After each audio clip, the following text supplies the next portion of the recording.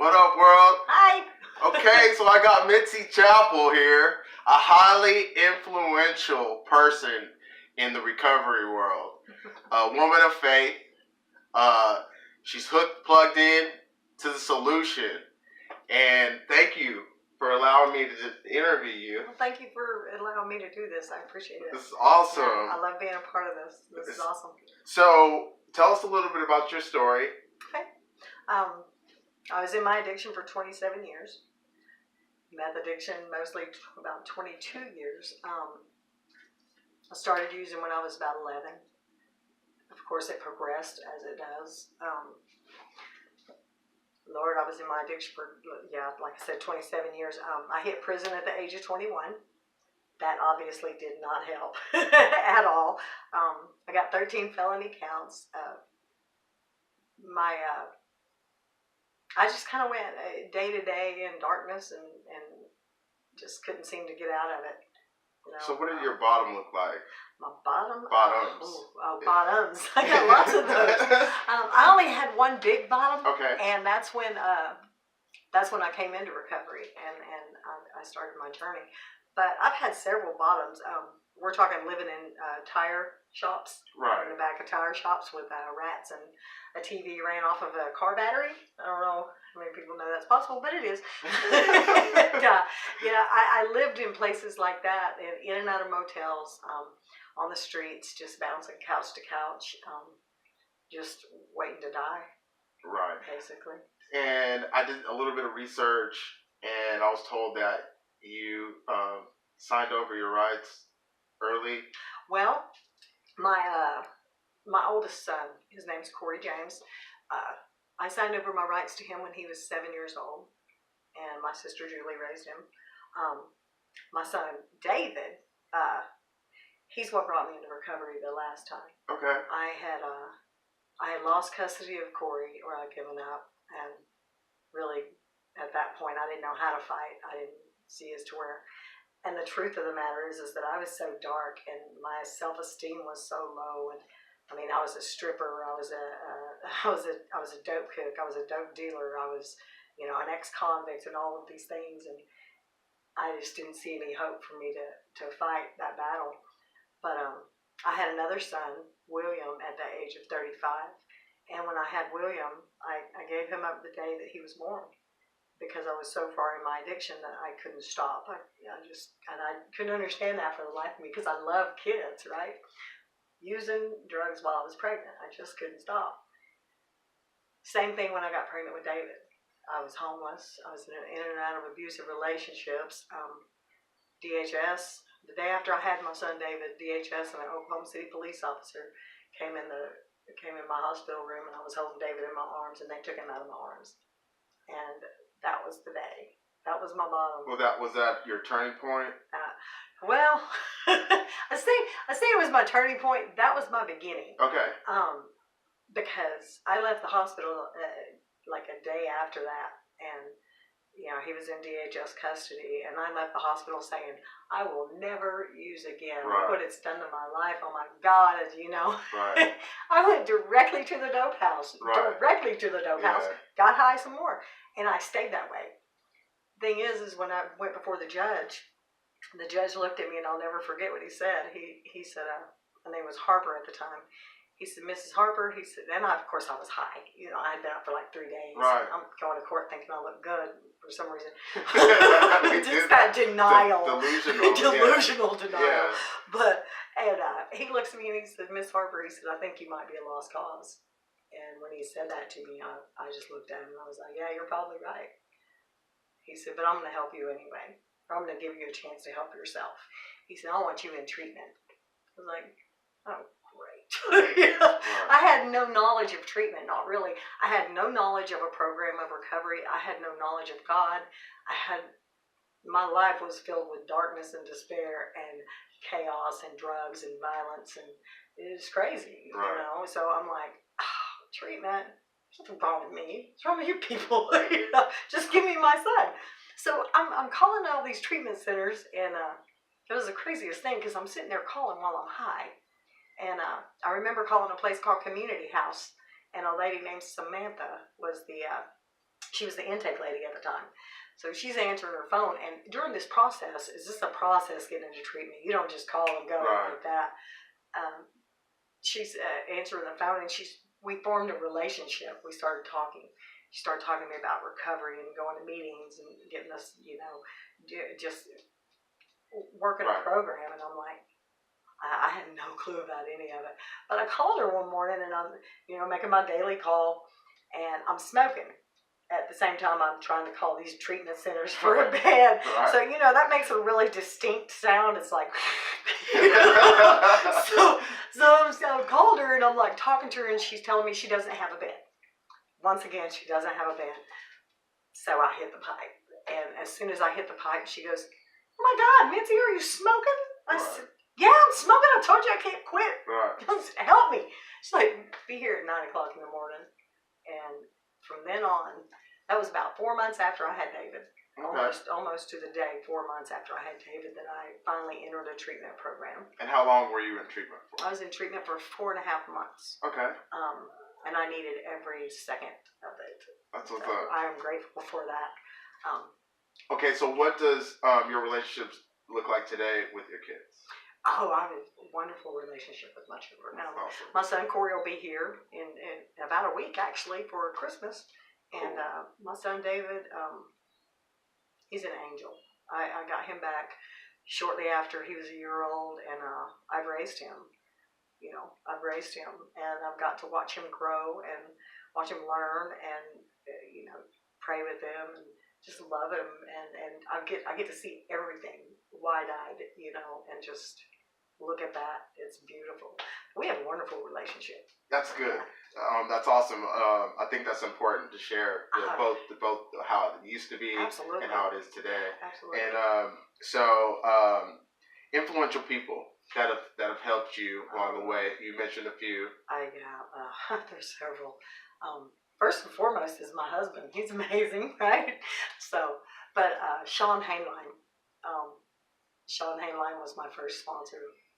She wasn't my first sponsor, she's my second, but she was amazing. She was the nurse at Community House, and the one thing she did that she really wasn't supposed to do was she had communications with me after I graduated, and she would come pick me up every Sunday and every Wednesday and take me to church.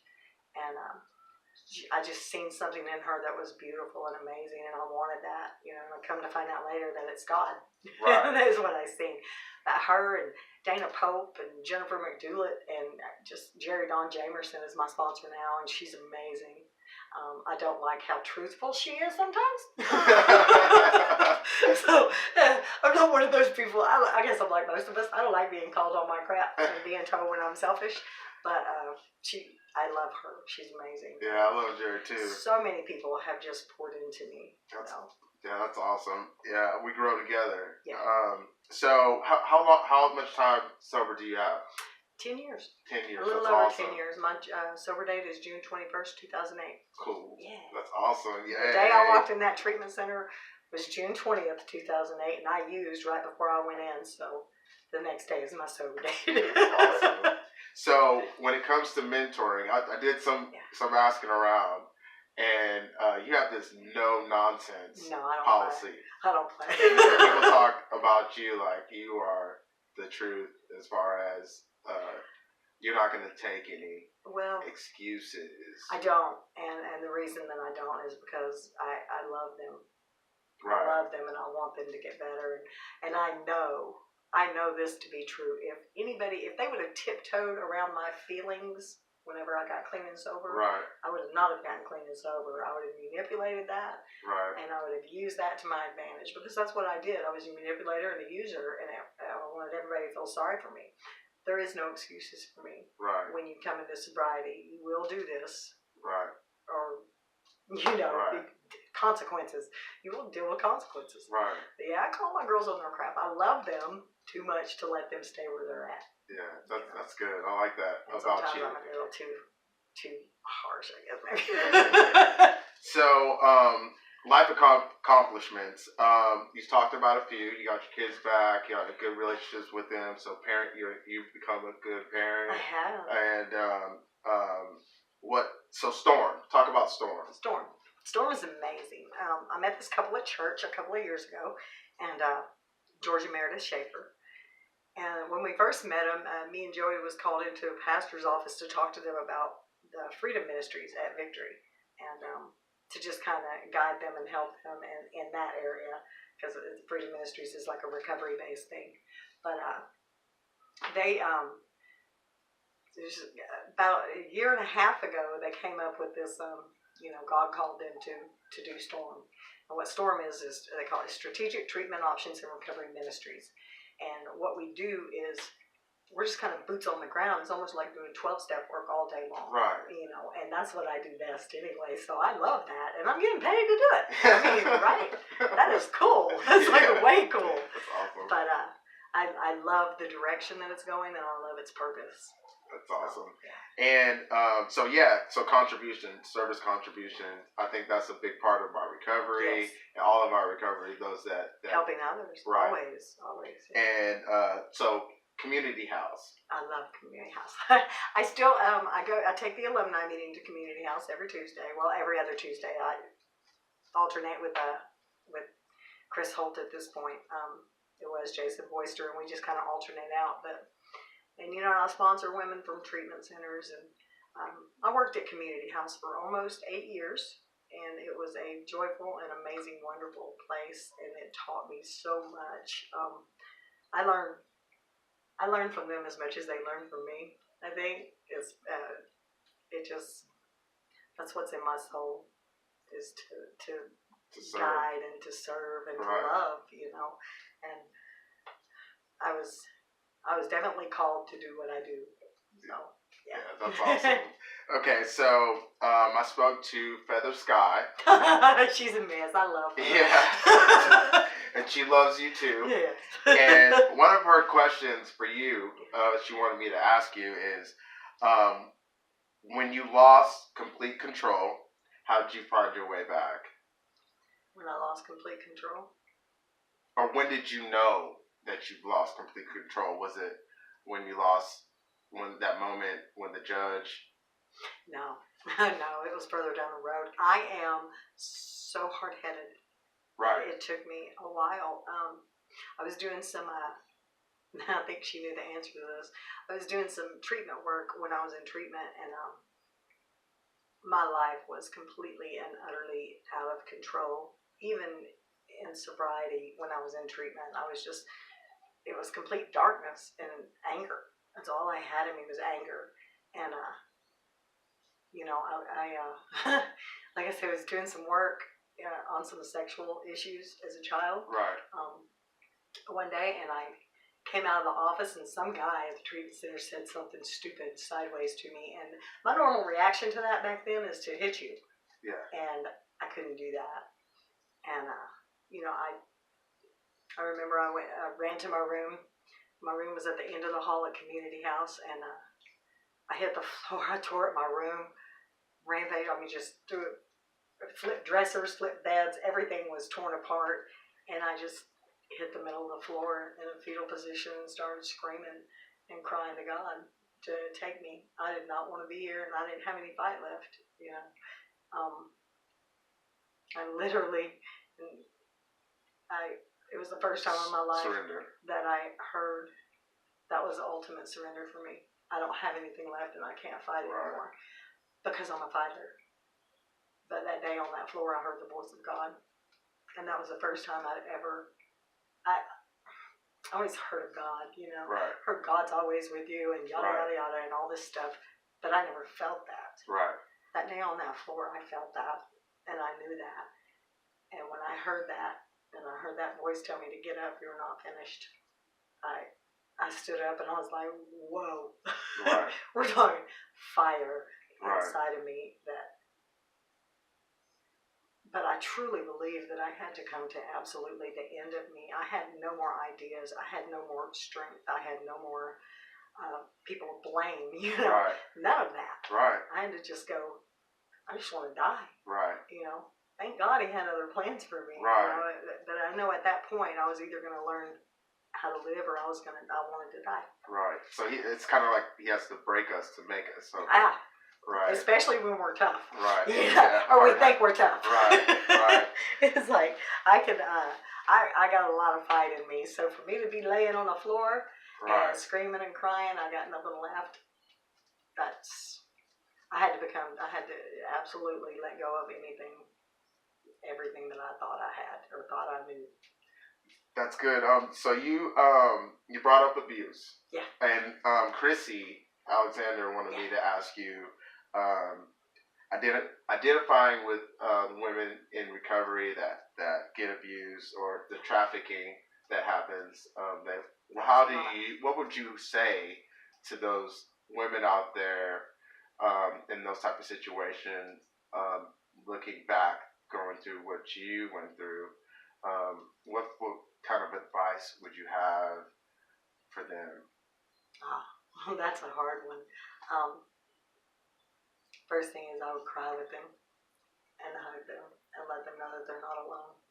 Because that's the biggest thing I think for most of us is we feel alone and we feel like nobody understands. Right. And the truth of the matter is I get it. Right. I understand that for years I felt the same way.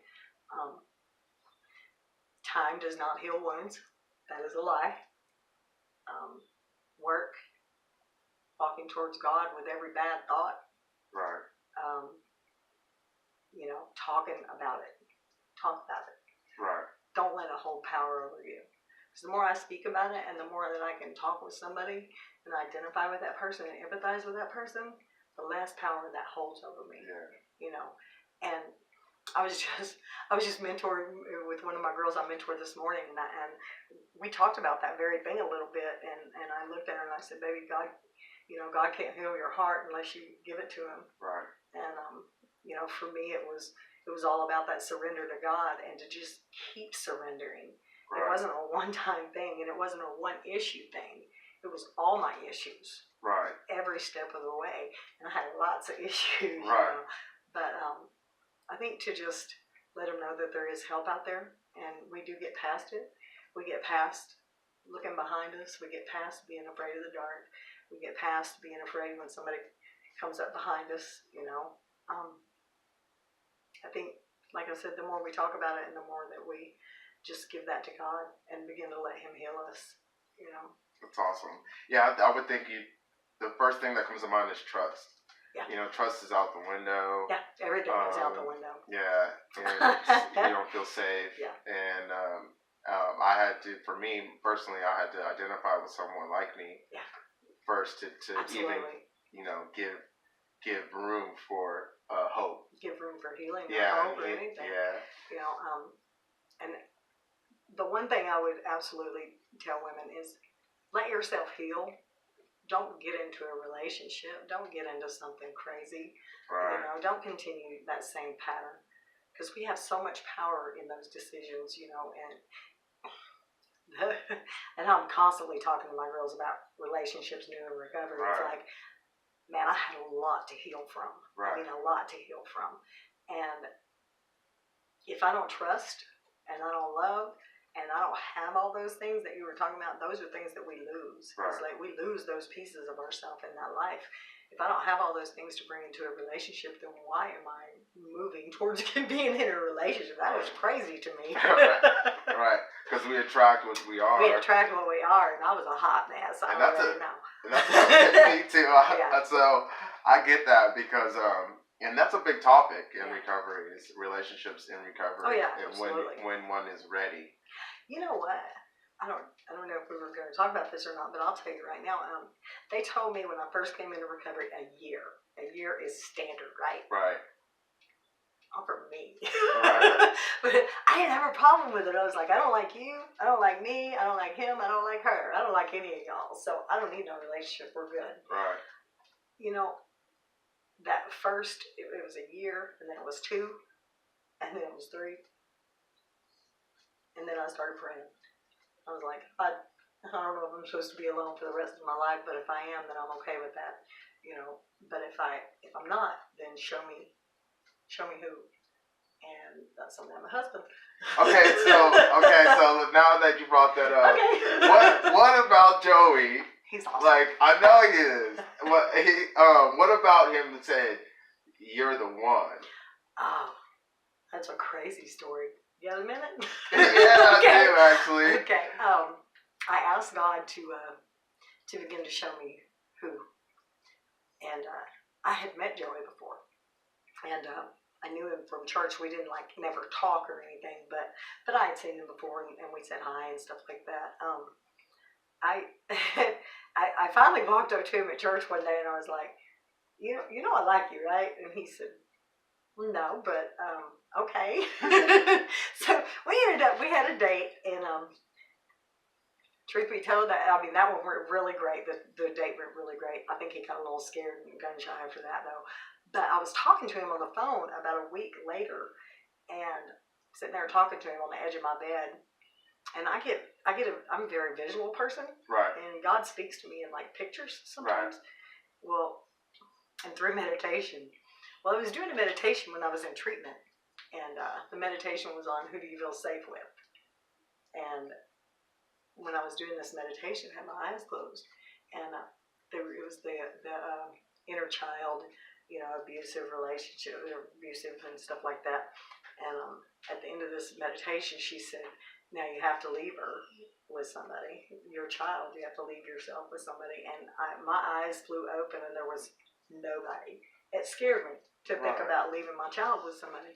Well, I did it the next time, and we went back and tried it again. And it was really cool because at that time, I just got saved, and I gave my life to God.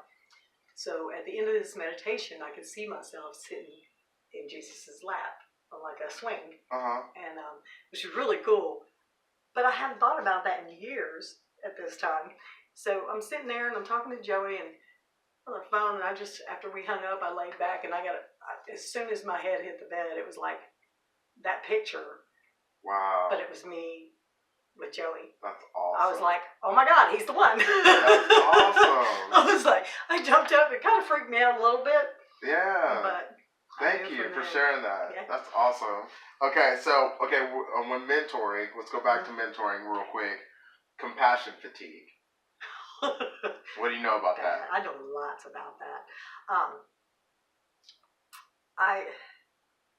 Because it's a heartbreaking thing, we see so much as drug addicts in recovery, we see so many relapses, and we see so many deaths, and as long as I've been doing this, I've buried a lot of people. Compassion fatigue. Sometimes I just want to choke them out, right? To be perfectly honest. I try to be a compassionate person, and I think I am for the most part, but there comes a point when I just get angry. Right. It's like, and if I'm not spiritually taking yeah. care of me, which means doing my meditations, doing my prayers, doing my princesses for all of my princesses out there watching, doing my princesses every day, and staying in that constant communication I can get very sick. Right. And I have found myself to do that a couple of times. Me too. And that's a very scary place for me to be, because mine goes to anger. Right. Which is directly derived from fear. Right. So. That's good. Yeah. Okay, so one of my last questions, if not the last question, is if you were a superhero, what kind of superhero would you be and why? What kind of superhero would I be? If I was a superhero, I'd be Wonder Woman, first of all, because she's awesome. And I think Wonder Woman. For the simple reason that she fights for those that are weaker than her. She fights for the ones that can't fight for themselves. And, saves the day. Yeah, that's awesome. But she fights with integrity and honor and love. That's good. And it's like that movie. Have you seen the movie? Right, okay, yeah. When she says at the end, she said, I believe in love. That's awesome. And truly, truly, I believe this, is that love conquers all. Right. And I believe that love can conquer addiction. I believe that love can conquer fear, can conquer the abuse that we've suffered, can conquer all of those things. And I love it when she says that. She's like, I believe in love. I agree. So, I agree with all Wonder those Woman. things. Yeah, that's awesome. Okay, so in the next few years, what does your life look like? Or have you looked down the road? Do you have a vision for yourself and Joey? I have a lot of visions. The one vision that I have, as far as professional goes, is, have you ever been to Rob's Ranch? I have not, but I hear a lot about it. Rob's Ranch is one of the most amazing, beautiful, wonderful treatment facilities, but it's for men. I want one for women. Okay. I want one for women. And I truly believe that if I keep doing what I'm doing and going in the direction I'm going, God's going to place people in my lives to where we can make that a possibility. Right. I want women to have an opportunity to get the kind of treatment and in that kind of a place. I love helping women. That's good. I love helping the women that are deep and dark and have lost their children and have lost everything, because I know what that's like. Yes. And I loved Community House, but hey, if I could have went to a female Rob's Ranch, that would have been even better. But that's what I would like eventually. I think God's awesome. I think that I can see that happening for you. Yeah. You guys are headed in that direction. That'd be awesome. And if there's anything I can do later on down the road to help that process, I'll be here for you. And okay, I think that concludes this episode. Thank you for your time. Thank you. I appreciate it. If anyone wants to get a hold of you and to reach out, how do they get a hold of you? All they got to do is, my number is 405-503-0150, and that is for only women. Heads up. Yeah, that's awesome. Yeah. Well, thank you, Mitzie. You are welcome. Thank you. All right. This is Brian Wright. This is Courage to Change with Mitzie Chappell. We're out.